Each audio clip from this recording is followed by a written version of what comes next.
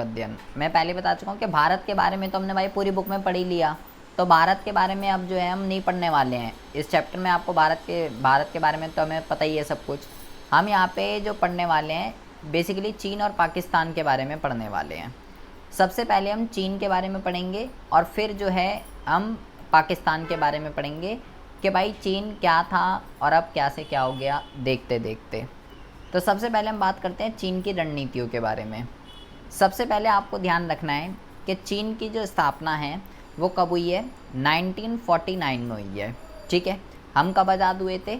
हम आज़ाद हुए थे 1947 में, जबकि चीन हुआ है 1949 में, हमसे भी 2 साल बाद। ठीक है जी।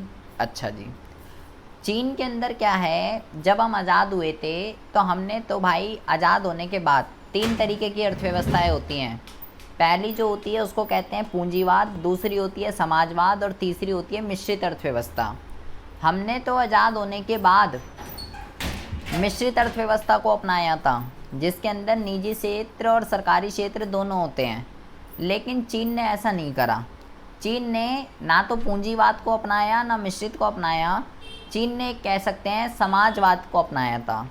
समाजवादी एक अर्थव्यवस्था ऐसी अर्थव्यवस्था होती है जिसमें सारा का सारा कंट्रोल सरकार के अंडर में होता है। जिस अर्थव्यवस्था के अंदर सार्वजनिक क्षेत्र का अधिकार होता है, सारा का सारा स्वामित्व, सारा का सारा संचालन सरकार करती है, सरकार का कंट्रोल होता है जिस चीज़ पे, उसको जो है क्या कहते हैं, उसको जो है समाजवादी अर्थव्यवस्था कहते हैं। तो चीन ने समाजवादी अर्थव्यवस्था को अपनाया। हमसे 2 साल बाद आज़ाद हुई, डिफरेंट टाइप ऑफ इकोनॉमी को अडॉप्ट किया उसने। अब जो है अब अपने डिफरेंट सेक्टर्स को बहुत ही ज़्यादा ध्यान से सुनेंगे, अब ज़रा इम्पॉर्टेंट है। अपने डिफरेंट सेक्टर्स को डेवलप करने के लिए प्राथमिक क्षेत्र, द्वितीयक क्षेत्र और तृतीयक क्षेत्र, अपने डिफरेंट सेक्टर्स को डेवलप करने के लिए चीन ने अलग अलग तरीके की रणनीतियाँ जो है अपनाई। जैसे कि सबसे पहले और सबसे मोस्ट इम्पॉर्टेंट रणनीति की हम बात करते हैं कि चीन ने अपने सेकेंडरी सेक्टर को डेवलप करने के लिए क्या किया। तो चीन ने अपने सेकेंडरी सेक्टर को डेवलप करने के लिए 1958 में एक प्लान अपनाया जिसको द ग्रेट लीप फॉरवर्ड के नाम से जो है जाना जाता है।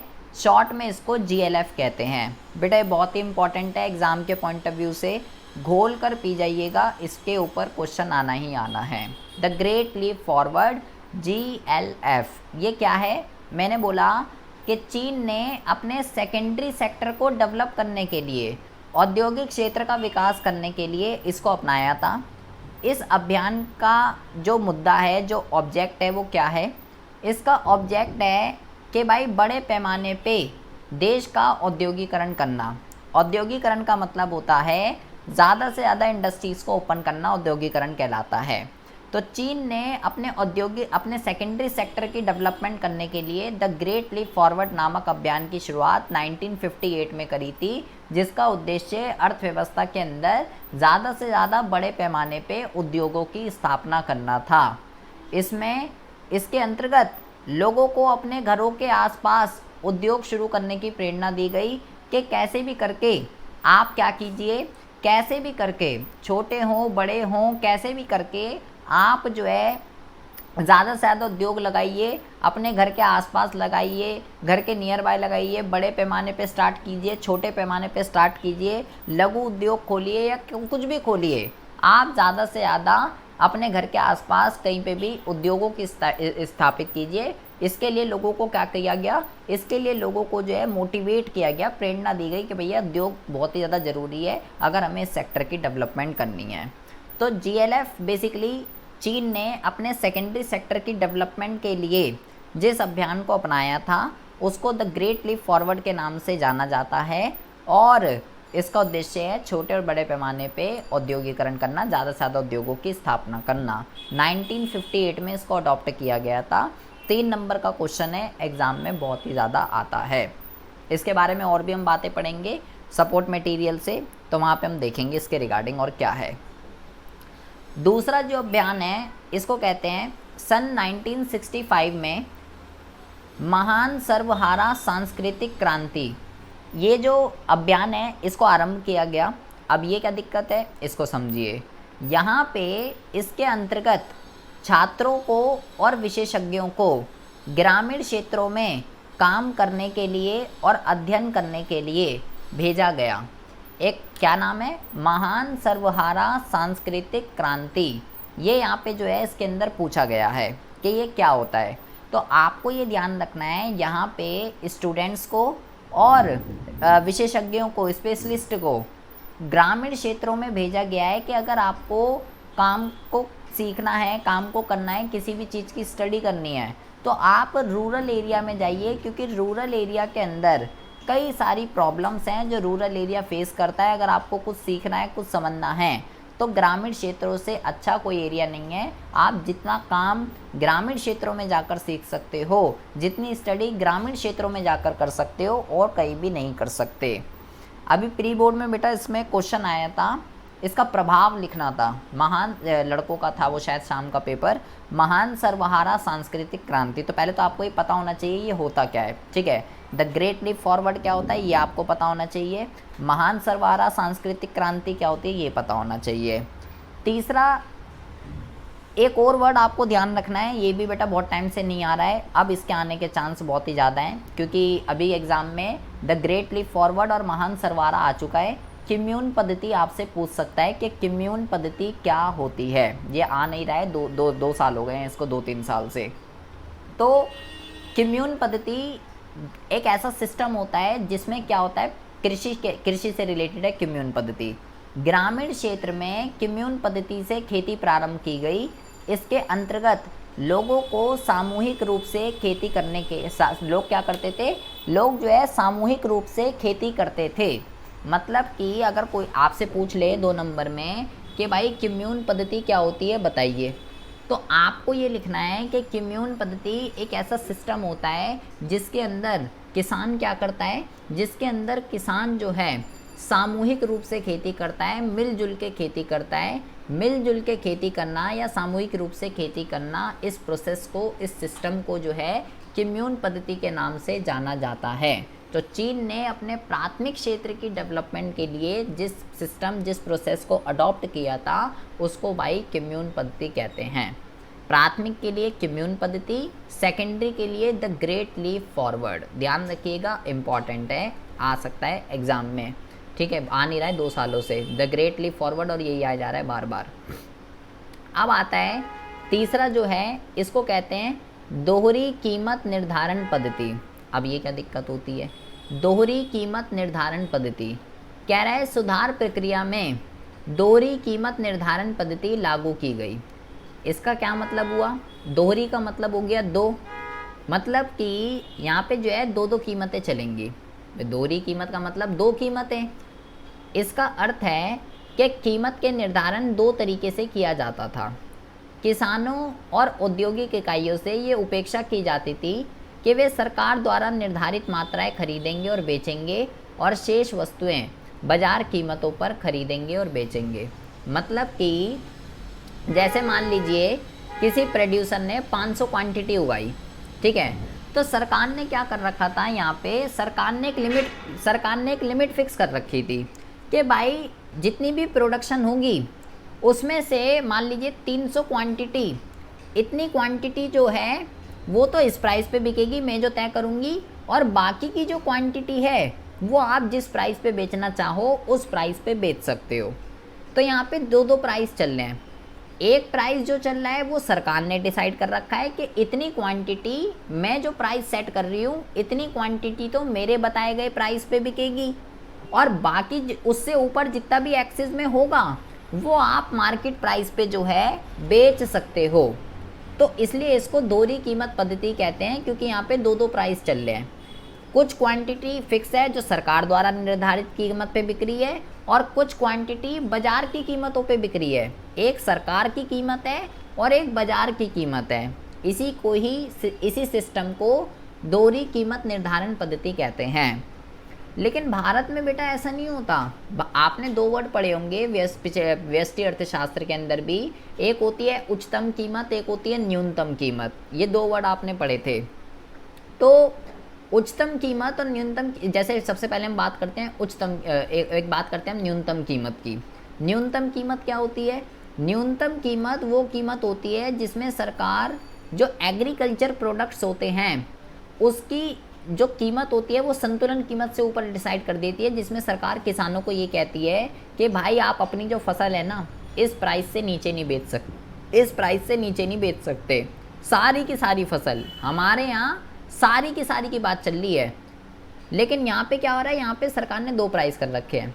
सरकार ने यहाँ लिमिट फिक्स कर रखी है कि इतनी क्वांटिटी तक मेरे प्राइस पे और बाकी चाहो आप जिस मर्जी पे भी बेचो, उसका मुझे कोई इशू नहीं है।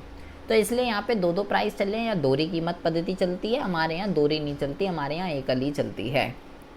साथ ही साथ चीन ने क्या करा, साथ ही साथ चीन ने जो है विशेष आर्थिक क्षेत्रों की क्या करी, विशेष आर्थिक क्षेत्रों की स्थापना करी। ये क्या होते हैं इसके रिगार्डिंग हम बात करते हैं। और क्यों स्थापित करे? विदेशी निवेशकों को आकर्षित करने के लिए। पहले तो हमें ये पता होना चाहिए कि भाई विशेष आर्थिक क्षेत्र होते क्या हैं। इसको इंग्लिश में स्पेशल इकोनॉमिक जोन के नाम से जाना जाता है। अब स्पेशल इकोनॉमिक जोन होते क्या हैं? एक ऐसा एरिया जहाँ पे किसी भी उद्योग को खोलने के लिए जितनी भी सुविधाएं चाहिए होती हैं, लाइक अगर होता क्या है मोस्टली बैकवर्ड एरिया के अंदर सुविधाएं वगैरह उपलब्ध नहीं होती हैं, तो सरकार अगर ये चाहती है कि इंडस्ट्रीज ज़्यादा से ज़्यादा बैकवर्ड एरिया के अंदर खुले, तो सरकार उन बैकवर्ड एरिया के अंदर, पिछड़े हुए क्षेत्रों के अंदर विशेष आर्थिक क्षेत्रों की स्थापना करती है और उन एरियाओं में सारी की सारी सुविधाएं उपलब्ध कराती हैं जो भी उद्योगों को चलाने के लिए चाहिए होती हैं। तो भाई इससे और इंडस्ट्री एंटरप्रेन्योर्स को लालच देती है कि अगर आप इन एरिया के अंदर इंडस्ट्रीज़ खोलोगे, मैंने जो फैसिलिटी चाहिए थी वो मैंने आपको उपलब्ध करा दी है, और अगर आप यहाँ पे इंडस्ट्री को खोलोगे कई तरीके के बेनिफिट मिलेंगे आपको, टैक्स में रिबेट मिल जाएगी आपको सस्ती बिजली मिल जाएगी, लेकिन कंडीशन ये है पिछड़े हुए क्षेत्रों में खोलना है आपको। तो ये जो है स्पेशल इकोनॉमिक की स्थापना की गई चीन के द्वारा, ताकि हमारे देश के उनके देशों के बंदे भी, मतलब कि जो भी वहाँ रह रहे हैं उनके देशों के बंदे भी बैकवर्ड एरिया के अंदर खोलें, और जो दूसरे देशों के बंदे चीन के अंदर आकर इन्वेस्टमेंट करते हैं वो भी बैकवर्ड एरिया के अंदर इंडस्ट्रीज़ को खोल सकें और बैकवर्ड एरिया की डेवलपमेंट हो सके। बैकवर्ड एरिया की डेवलपमेंट करने के लिए जो एरिया बनाया जाता है उसे विशेष आर्थिक क्षेत्र कहते हैं। इसके अलावा चीन हमसे 2 साल बाद हुआ है। इसके अलावा चीन ने 1953 में अपनी पहली पंचवर्षीय योजना अपनाई थी, जबकि हमने अपनी पहली पंचवर्षीय योजना 1951 में अपनाई थी। चीन ने आर्थिक समृद्धि के निर्दिष्ट अर्थव्यवस्था के प्रारूप को अपनाया, इसको छोड़ दीजिए। चीन ने 1978 में आर्थिक सुधारों को अपनाया। इसका क्या मतलब हुआ? इसका ये हमने कब अपनाया आर्थिक सुधारों को? बेटा चीन का एक इकलौता यही काम ऐसा है जो उसने हमसे पहले किया है, और इसी की वजह से आज चीन इतना आगे निकल चुका है। एक इकलौता सिर्फ यही रीज़न है। आर्थिक सुधार होते क्या हैं? LPG, उदारीकरण, निजीकरण और वैश्वीकरण, इसको कहते हैं आर्थिक सुधार। हमने तब अपनाया जब हम पूरे संकट में चले गए 1990 के बाद। हमने 1991 में टर्म 1 में हमने चैप्टर पढ़ा था आर्थिक सुधार नई आर्थिक नीति, 1991 में अपनाया था, जब पूरा संकट में आ गए, जब पूरा अर्थव्यवस्था डूबने को लग गई। और हमसे 12 साल पहले ही चीन इस चीज़ को अपना चुका था, और इसी की वजह से 1980 तक बेटा तीनों देश एक ही तरीके से चल रहे थे, भारत, पाकिस्तान और चीन। 1980 तक सेम सिनेरियो था तीनों का। 1980 तक चीन की समृद्धि दर और प्रति व्यक्ति आय समान थी। भारत, पाकिस्तान और चीन 1980 तक कोई दिक्कत नहीं थी, लेकिन 1980 के बाद, क्योंकि वो आर्थिक सुधारों को अपना चुका है, सबसे पहले चीन ने ही अपनाया, उसके बाद पाकिस्तान ने, और उसके सबसे बाद में हमने अपनाया। तो चीन 12 साल पहले ही हमसे अपना चुका था, इसलिए आज बेटा वो वहाँ पर है, और हम जब पूरा डूब गए तब हमने अपनाया। तो चीन के बारे में आपको बेटा 5 बातें आपको ध्यान रखनी है। 5। पहला, द ग्रेट लीप फॉरवर्ड क्या होता है। दूसरा, महान सरवारा सांस्कृतिक क्रांति क्या है। तीसरा, कम्यून पद्धति क्या होती है। चौथा, दोहरी कीमत निर्धारण पद्धति क्या होती है। और 5वां, विशेष आर्थिक क्षेत्र वगैरह क्या होते हैं। और ये कब जो है, कब इनने अपनी पहली पंचवर्षीय योजना को अपनाया, कब इसने आर्थिक सुधारों को अपनाया, और इसने किस तरीके की अर्थव्यवस्था को अपनाया था, और ये कब आज़ाद हुआ। ये छोटी छोटी बातें आपको ध्यान रखनी है। और बड़ी बातों में point number 3, point number 4, point number 5 और पॉइंट नंबर 6, 3, 4, 5, 6 ये 4 बड़े बड़े हैं जिन पे 2 से 3 नंबर का क्वेश्चन एग्ज़ाम में आना ही आना है। ग्रेट लीप फॉरवर्ड, महान सरवारा, किम्यून पद्धति, दोहरी कीमत, ये आप बहुत ही अच्छे से पढ़ के जाएंगे इसके बारे में। या आपने अभी केवल चीन का इंट्रोडक्शन पढ़ा है, कब आज़ाद हुआ, किस टाइप की अर्थव्यवस्था को अपनाया, कब इसने जो है सेकेंडरी सेक्टर की डेवलपमेंट कैसे करी, प्राइमरी की कैसे करी, महान सर्वहारा क्या है, एंड स्पेशल इकोनॉमिक जोन क्या होते हैं, दोहरी कीमत पद्धति क्या होती है, और कब पंचवर्षीय योजना अपनाई, कब आर्थिक सुधार अपनाया, क्या करा इनने। सेम और इंडिया के बारे में हमें पता ही है बेटा, पूरी बुक में हमने इंडिया के बारे में ही पढ़ा है। अब हम बात करते हैं पाकिस्तान के बारे में। पाकिस्तान ने कब क्या क्या किया, पाकिस्तान की रणनीति जो है वो क्या है। पाकिस्तान की अगर हम बात करें तो सेम 1947 में भाई आज़ाद हुआ, ठीक है। पाकिस्तान ने अपनी पहली पंचवर्षीय योजना तब कब अपनाई थी, 1956 में। उसने कब अपनाई थी, अभी हमने ऊपर पढ़ा, उसने अपनाई थी 1953 में, और हमने कब अपनाई थी, 1951 में। 1 अप्रैल 1951 को हमने अपनी पहली पंचवर्षीय योजना अपनाई थी। सबसे पहले हमने अपनाई, फिर भाई चीन ने अपनाई, और फिर जो है बेटा फिर पाकिस्तान ने अपनाई, ठीक है। हमने 51 में, चीन ने 53 में, और पाकिस्तान ने 56 में। इसने भी सेम मिश्रित अर्थव्यवस्था को अपनाया जैसे हमने अपनाया, क्योंकि पार्टीशन तो यहीं से हुआ है ना। पाकिस्तान ने समान नीति अपनाई जैसे भारत ने अपनाई, जो जो भारत ने किया वही बेटा पाकिस्तान ने किया है सेम।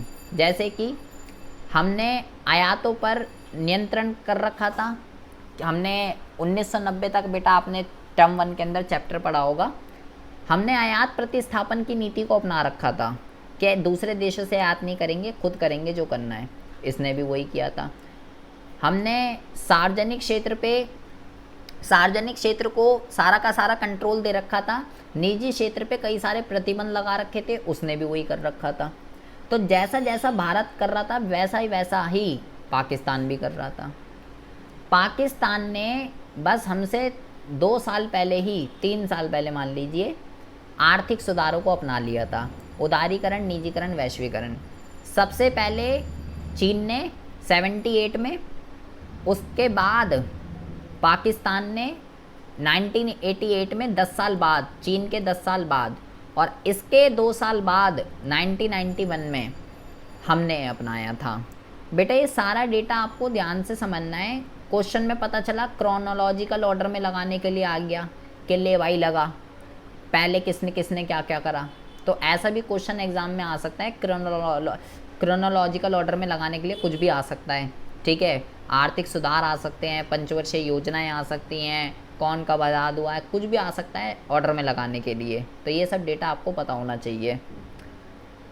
इसने यहाँ पे भी सेम वही है कि 1980 तक पाकिस्तान की समृद्धि दर और प्रति व्यक्ति आय समान थी। 1980 तक तो मैं आपको बोला कि भाई तीनों देश सही चल रहे थे। उसके बाद जब इन्होंने आर्थिक सुधारों को अपनाया, आर्थिक सुधार का मतलब क्या होता है बेटा, आर्थिक सुधारों का मतलब होता है कि जो भी हमने, उदारीकरण का मतलब जो भी रूल रेगुलेशन रिस्ट्रिक्शंस लगा रखे थे सब हटा दो। प्राइवेट वाला, अब प्राइवेट वाला बंदा बिना सरकार की अनुमति के, बिना लाइसेंस के अब अपनी इंडस्ट्रीज़ को खोल सकता है। तो 1988 में जब इसने आर्थिक सुधारों को अपना लिया तो भाई अब निजी क्षेत्रों को प्रोत्साहन मिला। अब निजी क्षेत्र बिना सरकार की परमिशन के पाकिस्तान के अंदर क्या कर सकते थे, इंडस्ट्री खोल सकते थे 1988 में, जो चीज़ हमने 1991 में अडॉप्ट करी। और इसने हरित क्रांति को 1953 में ही अपना लिया था, जबकि हमने 1966 में जो है अडॉप्ट किया था। तो पाकिस्तान के बारे में आपको जो है बेटा ये बातें पता होनी चाहिए, ठीक है, कि इसने कब क्या किया था। चीन के बारे में पढ़ लिया, पाकिस्तान के बारे में पढ़ लिया, ठीक है जी। और भारत के बारे में हमें ये सारी बातें पता ही है। 47 में आज़ाद हुआ था, 51 में पंचवर्षीय योजना अपनाई थी, 66 में हरित क्रांति अपनाई थी, आयात प्रतिस्थापन को अपना रखा था कि आयात नहीं करना, खुद ही करना है जो करना है, निजी क्षेत्रों पे कड़े प्रतिबंध लगा रखे थे, सरकार का ही रोल था। 1950 से 1990 तक केवल सरकारी क्षेत्र था, कोई दूसरे देश का बंदा कोई निजी क्षेत्र भारत के अंदर नहीं आ सकता था। 1991 में आर्थिक सुधारों को अपनाया। तो ये सारी चीज़ें हम टर्म 1 के चैप्टर्स के अंदर पढ़ के आ चुके हैं और इतनी बातें आपको भारत के बारे में पता होनी चाहिए। और मिश्रित अर्थव्यवस्था को अडॉप्ट किया था भारत ने।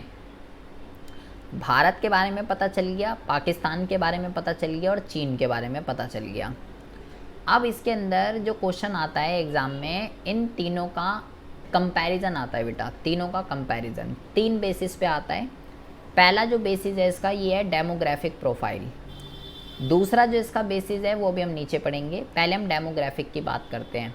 डेमोग्राफिक का मतलब होता है जनसंख्या से रिलेटेड आपको जो है वो बताना है, कंपैरिजन करना है। जनांकीय संकेतक का मतलब है जनसंख्या के अलग अलग कुछ पैरामीटर्स होते हैं, जैसे कि सबसे पहला है रैंक। रैंक की अगर हम बात करें, चीन पहले नंबर पे है, भारत दूसरे नंबर पे है और पाकिस्तान का बेटा कोई नंबर नहीं है अभी रैंक में। पाकिस्तान की जनसंख्या बहुत ही ज़्यादा कम है। पाकिस्तान की जनसंख्या भारत की जनसंख्या का 1/10 है, तो अभी बहुत ही ज़्यादा कम है। यह है रैंक के मामले में। जनसंख्या वृद्धि दर की अगर हम बात करें, जनसंख्या वृद्धि दर, बच्चे कितनी गति से पैदा हो रहे हैं उसको कहते हैं जनसंख्या वृद्धि की दर। चीन में 0.6, भारत में 1.1 और पाकिस्तान में 2%। तो पाकिस्तान की जो जनसंख्या बढ़ने की जो प्रवृत्ति है वो बहुत ही ज़्यादा है। ठीक है जी। अच्छा, जनसंख्या घनत्व की अगर हम बात करते हैं, जनसंख्या घनत्व का मतलब ये होता है कि 1 किलोमीटर के दायरे में कितने लोग रहते हैं। 1 किलोमीटर के दायरे में कितने लोग रहते हैं। चीन में 138, भारत में 358 और यहाँ पे पाकिस्तान में 193। चीन में बेटा, चीन जनसंख्या के मामले में सबसे पहले नंबर पर है, लेकिन फिर भी इतने कम लोग क्यों रहते हैं यहाँ पे। एक किलोमीटर में केवल 138, जबकि भारत की बात करें डबल एस से, बेटा चीन भौगोलिक उसमें बहुत ही बड़ा है, इस वजह से ऐसा होता है। शहरीकरण की बात करें कि पॉपुलेशन का कितना % शहरों में रहता है, चीन में 47, भारत में 28 और पाकिस्तान में 36। इसके अलावा अगर सेक्स रेशो की बात करें, लिंग अनुपात की, कि प्रति 1000 के पीछे कितनी गर्ल्स हैं, तो भारत की अगर बात करते हैं तो 940 हैं पर 1000। चीन की अगर बात करते हैं तो 952 है पर 1000 और पाकिस्तान की अगर बात करते हैं तो 943 है पर 1000। बेटा ये बहुत ही ज़्यादा इम्पॉर्टेंट है, इसको ज़रा ध्यान से समझेंगे। तीनों ही देशों के अंदर जो सेक्स रेशो है वो कम है बेटा, मतलब कि फीमेल्स कम है एज़ कंपैरिजन टू मेल। तीनों में 940 को एक प्रवृत्ति चल रही है, 50 की उससे तो कम है यहीं। तो ये किस चीज़ को इंडिकेट करता है, ये इंडिकेट करता है कि तीनों ही देशों के अंदर लोगों की जो थिंकिंग है वो क्या है कि लड़का चाहिए, तभी तो लड़कियां कम हैं। वो कर देते हैं ना, क्या कहते हैं, भ्रूण हत्या कर देते हैं भाई, पहले ही चेक करवा लेते हैं लड़का है लड़की है, लड़की होती है तो मार देते हैं।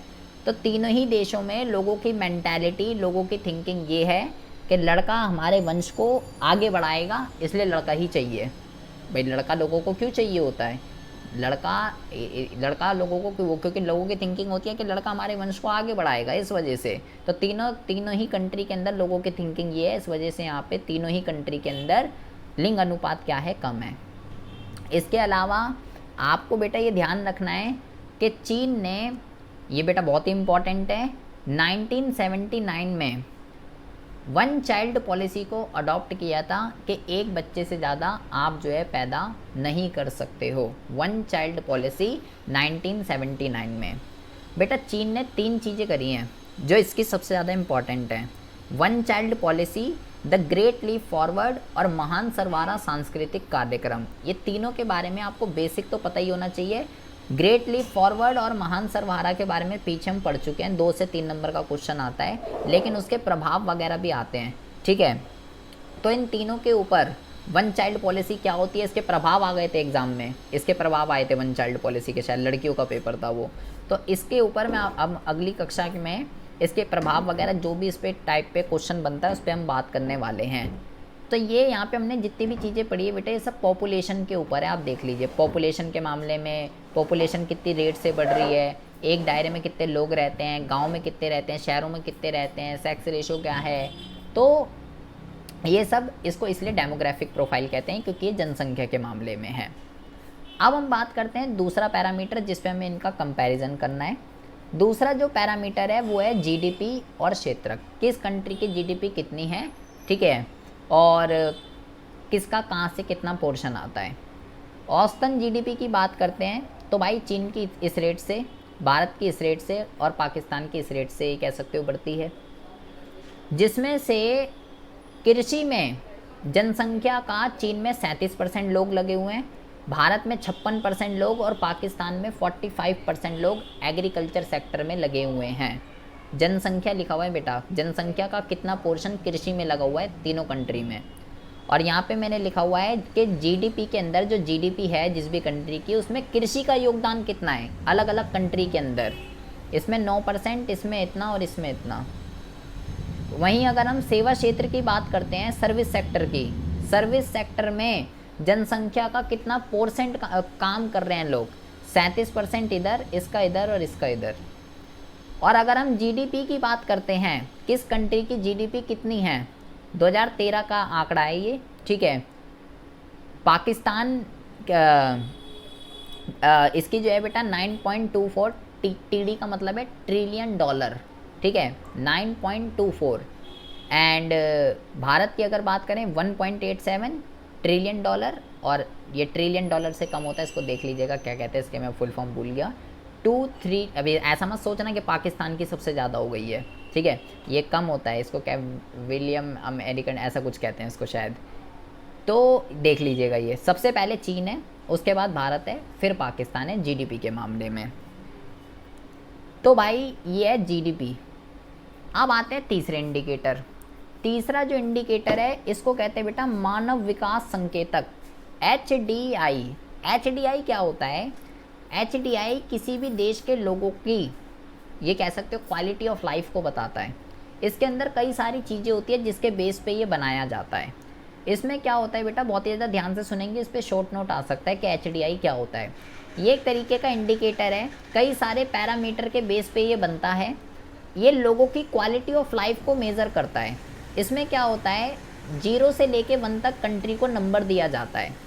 जैसे कि इसको 0 से लेके 1 तक तीन वो होते हैं इसके अंदर कैटेगरी। पहली होती है 0.8 एंड अबव, दूसरा होता है 0.7 से 0.79, और तीसरा जो होता है वो होता है 0.61 से 0.7, और चौथा होता है बिलो 0.5। 4 तरीके की कैटेगरी मान लो बेसिकली। तो होता क्या है, ये बेटा 189 कंट्री के बेस पे बनाया जाता है। अब ये किस बेस पे नंबर, इनमें नंबर दिए जाते हैं कंट्री को 0 से 1 के बीच में। नंबर किस बेस पे दिए जाएंगे, उस कंट्री के अंदर एजुकेशन, हेल्थ, हवा, पानी, स्वच्छता में, जन्म दर, मृत्यु दर, IMR, कई सारे फैक्टर्स हैं जिसके बेस पे नंबर दिया जाएगा। जिस कंट्री जो नंबर 1 के क्लोज होगा, मतलब 0.8, 0.9, मतलब उस कंट्री के अंदर ये सब चीज़ें सुविधाएं अच्छी हैं। जो जितना कम होता रहेगा मतलब वो उतना ही बेकार है। तो HDI की अगर बात करें तो चीन को नंबर मिला है 0.7, भारत को 0.6, पाकिस्तान को 0.5। चीन इसके बात करें तो चीन पहले आ रहा है, भारत उस पर और इसे तीसरे पे। स्वच्छता की बात करते हैं तो यहाँ इतनी है, यहाँ इतनी है, यहाँ इतनी है। कुपोषित बच्चों की अगर बात करते हैं, चीन में इतने हैं, भारत में इतने हैं, पाकिस्तान में इतने हैं। IMR की बात करते हैं, वो बच्चे जो 1 साल पहले होने से ही मर जाते हैं, ये इतने हैं, ये इतने हैं और ये इतने हैं। इसमें बेटा रैंक, नंबर मिल गया, नंबर के बाद रैंक दी जाती है कि कौन सी कंट्री किस रैंक पे आती है। जैसे चीन की जो रैंक है ये बेटा चेंज होती रहती है, अभी 85 लिखी हुई है, हो सकता है 82 हो गई हो सकता है एक और भी 80 हो गई हो। भारत की चेंज, भारत की भी वैसे 188 है, 128 लिखा है मैंने यहाँ, कभी 130 हो जाती है, कभी 131 हो जाती है। तो ये रैंक चेंज होती रहती है। करंट में भी चेक करना पड़ेगा कि इसकी रैंक कितनी है, पूछ सकता है बेटा, तो करंट में अपडेटेड होके रहना। वो आपसे पूछ सकता है कि भारत अभी HDI में कौन से पायदान पर है, कौन से प्लेस पर है भारत की रैंक। तो 128, इससे नीचे तो कभी गई नहीं है, मेरे को 128 ही होगी, 129, 130 ऐसे ही होगी। और पाकिस्तान की रैंक जो है वो इतनी है। भारत की जो ज़रूरी पढ़ के जाइएगा, चीन और पाकिस्तान जाए भाड़ में, भारत को ज़रूर पढ़ लीजिएगा। HDI जितना ज़्यादा हो उतना अच्छा, स्वच्छता जितनी ज़्यादा हो उतना अच्छा, कुपोषण कम होना चाहिए और IMR भी कम होना चाहिए। तो HDI एक इंडिकेटर है जो लोगों की क्वालिटी ऑफ लाइफ को मेज़र करता है और अलग अलग पैरामीटर पे ये बनाया जाता है। ठीक है जी, ये बेटा आपको सारी बातें जो हैं